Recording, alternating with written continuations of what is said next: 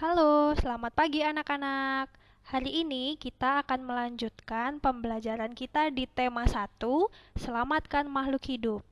Tapi, kali ini kita sudah masuk ke subtema yang kedua loh, Hewan Sahabatku. Nah, sudah tahu ya nanti kita mau belajar tentang apa? Sudah siap belajar? Oke, kita mulai. Kompetensi dasar untuk hari ini yang pertama sama dengan pertemuan sebelumnya, membandingkan cara perkembangbiakan tumbuhan dan hewan. Lalu, menyajikan karya tentang perkembangbiakan tumbuhan. Selanjutnya, mengidentifikasi karakteristik geografis dan kehidupan sosial budaya, ekonomi, politik di wilayah ASEAN. Dan yang terakhir, menyajikan hasil identifikasi karakteristik geografis dan kehidupan sosial, budaya ekonomi, dan politik di wilayah ASEAN. Untuk indikator, yang pertama, mengklasifikasi hewan berdasarkan cara perkembangbiakannya secara ovipar, vivipar, dan ovovivipar. Yang kedua, melaporkan hewan berdasarkan cara perkembangbiakan secara ovipar, vivipar, dan ovovivipar. Yang ketiga, menyebutkan kehidupan ekonomi dari dua negara terkait kondisi geografisnya. Dan yang keempat, menulis laporan tentang perbedaan kehidupan ekonomi dari dua negara terkait kondisi geografisnya. Nah, untuk tujuan pembelajarannya ini ya, nanti setelah membaca informasi di buku, siswa mampu melaporkan hewan berdasarkan cara perkembangbiakannya melalui tabel dan manfaatnya dengan benar. Yang kedua, setelah membaca teks tentang ASEAN, siswa mampu menyebutkan kehidupan ekonomi dari dua negara terkait kondisi geografisnya dengan benar.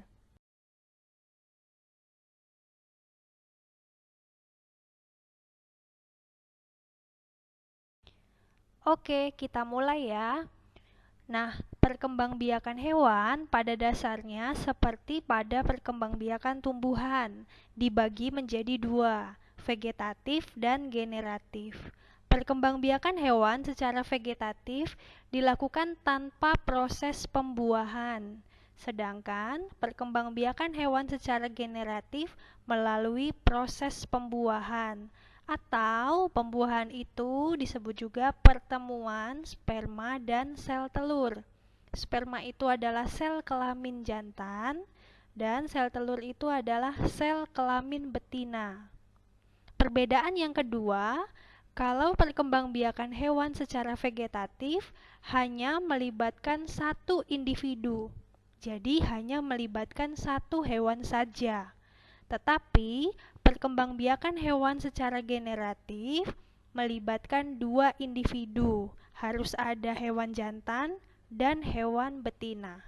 Nah, itu perbedaan perkembangbiakan hewan secara vegetatif dan generatif. Nah, sekarang kita mulai untuk perkembangbiakan secara vegetatif yang hanya melibatkan satu individu. Ada tiga cara perkembangbiakan hewan secara vegetatif. Yang pertama, bertunas. Ternyata tidak hanya tumbuhan yang berkembang biak dengan tunas. Hewan juga ada yang berkembang biak dengan bertunas. Contohnya, hydra, ubur-ubur, dan lain-lain. Nah, yang ada di gambar ini adalah contoh hydra. Kalau kalian amati, yang ditunjukkan panah itu ada tentakel, tubuh, lalu tunas. Nah, sekarang kita fokus ke bagian tunasnya. Awalnya tunasnya itu masih kecil. Lama-lama tunasnya membesar, sampai sudah sangat besar, tunasnya itu memisahkan diri dari tubuh induknya sehingga menjadi hewan yang baru. Nah, yang kedua, perkembangbiakan vegetatif dengan membelah diri. Contohnya itu amoeba, bakteri juga. Nah, kalau kita lihat dari gambar, awalnya itu satu hewan ya, tapi lama-lama selnya membelah diri sehingga menjadi dua individu baru.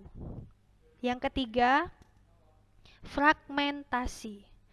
Nah, fragmentasi itu sering disebut dengan perkembangbiakan dengan cara potongan-potongan tubuh. Hewan yang berkembang biak dengan fragmentasi, misalnya cacing pita, lalu cacing planaria. Cacing planaria biasa juga disebut dengan cacing pipih. Kalau kalian belum pernah lihat, boleh nanti cari di internet atau di majalah atau di buku. Cacing planaria itu hidupnya di air. Nah, fragmentasi itu seperti apa? Jadi, itu digambar ada satu cacing planaria. Kemudian cacing planarianya dipotong. Kalau di gambar itu dipotong bagian kepala dan ekor menjadi 3 bagian. Nah, 3 bagian itu nanti akan tumbuh, misalnya yang bagian kepala, lama-lama akan tumbuh bagian badannya sampai ekornya. Yang bagian ekor, lama-lama tumbuh bagian badan, lalu kepala, dan menjadi 3 individu baru. Kalau dipotong jadi 2, nanti jadi 2 individu. Kalau dipotong jadi 4, nanti jadi 4 individu. Begitu ya perkembangbiakan hewan secara vegetatif. Oke, tadi kita sudah bahas perkembangbiakan hewan secara vegetatif. Sekarang kita lanjutkan ke perkembangbiakan secara generatif. Nah, ini yang sangat sering kita jumpai dalam kehidupan sehari-hari. Yang pertama, perkembangbiakan generatif secara ovipar atau istilah lainnya bertelur. Nah, supaya mudah mengingatnya, ovipar, huruf pertamanya kan O. O itu bentuknya seperti telur. O berarti ovipar itu istilah untuk hewan yang berkembang biak dengan bertelur. Yang kedua, vivipar atau kelompok hewan yang berkembang biak secara melahirkan. Bagaimana cara mengingatnya? Vivipar. Kita ambil 4 huruf pertama. Vivi. Kita ingat Bu Vivi ya. Nah, Bu Vivi berkembang biak dengan cara melahirkan. Jadi, vivipar adalah kelompok hewan yang berkembang biak dengan melahirkan.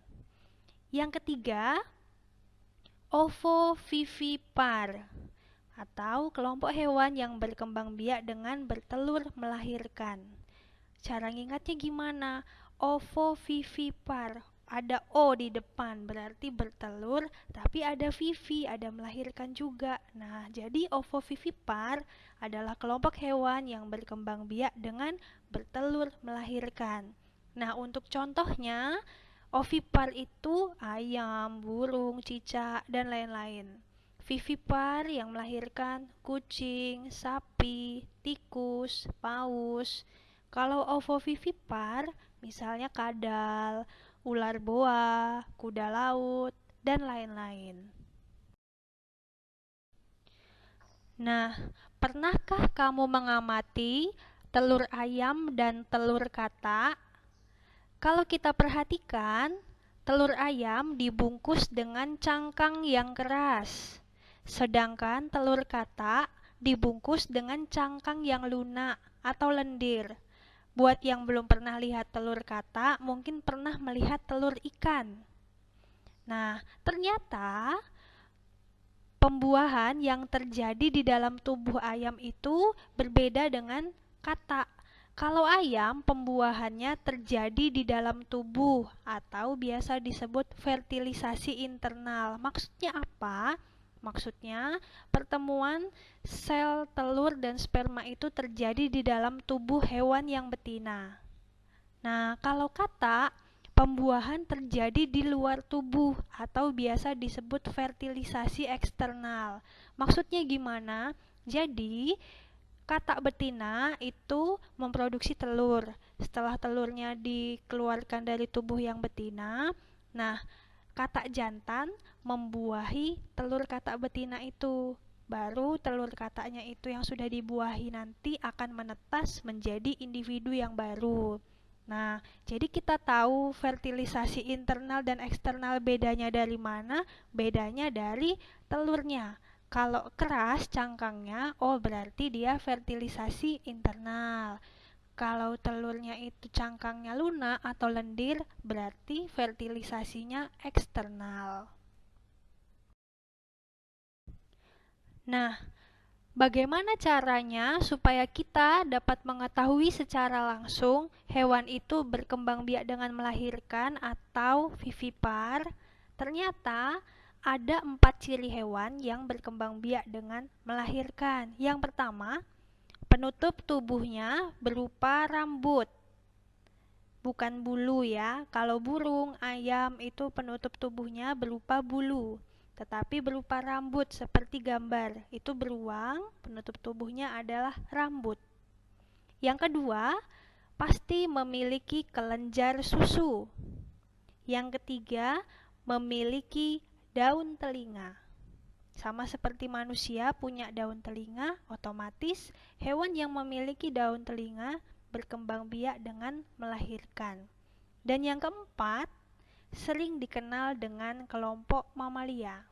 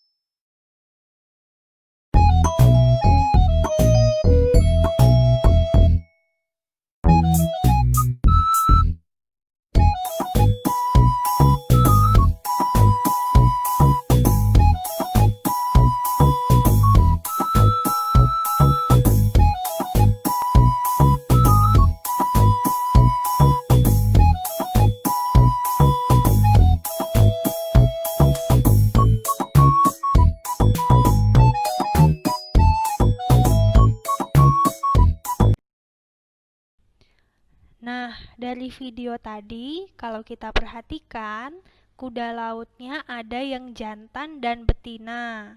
Nah, yang badannya besar, perutnya kelihatan buncit, itu adalah yang betina. Nah, yang betina itu di dalam perutnya itu sudah ada telur kuda laut yang akan dipindahkan ke tubuh kuda laut yang jantan untuk dibuahi. Nah, selanjutnya di gambar ini dapat kita lihat si kuda laut betinanya memindahkan telur kuda lautnya ke kuda laut jantan supaya bisa dibuahi. Kalau di gambar yang ini adalah kuda laut jantan yang di dalam tubuhnya sudah ada telur kuda laut dari yang betina tadi. Nah, si jantan ini sedang membuahi telur yang ada di dalam tubuhnya untuk nanti dia lahirkan menjadi individu yang baru. Nah, setelah telur-telur di tubuh kuda laut jantan itu menetasnya di dalam tubuh bapaknya ya. Kemudian, kuda laut itu dilahirkan oleh si kuda laut jantan. Jadi di video yang tadi di gambar ini kita lihat banyak sekali bayi kuda laut yang dikeluarkan oleh kuda laut jantannya. Oke, bagaimana? Apakah anak-anak sudah memahami cara perkembangbiakan hewan? Bahkan yang ovovivipar, mungkin yang baru untuk anak-anak, apakah bisa dipahami penjelasannya? Kalau sudah, kita lanjut ke tugas ya. Tugasnya adalah membuat sebuah diagram Venn. Nah, jadi di sini kalian diminta untuk menyebutkan 4 hewan yang termasuk ovipar, lalu 4 hewan yang termasuk vivipar, dan untuk yang ovovivipar 3 hewan saja. Nah, boleh mencari informasi di e-book, di internet, di majalah, dan lain-lain. Silakan nanti ditulis di buku kalian, di buku tulis tematiknya. Kalau sudah, difoto dan dikirimkan ke WA wali kelas paling lambat besok, hari Rabu tanggal 29 Juli 2020. Nah, besok kita akan membahas diagram Venn yang sudah kalian buat di live Instagram seperti biasa. Kalau sudah selesai membuat diagram Venn-nya, kegiatan selanjutnya anak-anak bisa membuka buku siswa halaman 67. Nah, di situ kalian bisa mempelajari potensi ekonomi negara-negara ASEAN dari halaman 67 sampai 70. Nah, kalau misalnya ada informasi yang penting, boleh dicatat di bukunya masing-masing ya. Nah, sekian untuk pembelajaran hari ini. Ada satu pantun untuk menutup pembelajaran hari ini. Bila ada roti yang keras, jangan dimakan, nanti gigi lepas. Bila ada materi yang belum jelas, langsung tanyakan ke wali kelas. Oke anak-anak, terima kasih. Selamat belajar. Tuhan memberkati.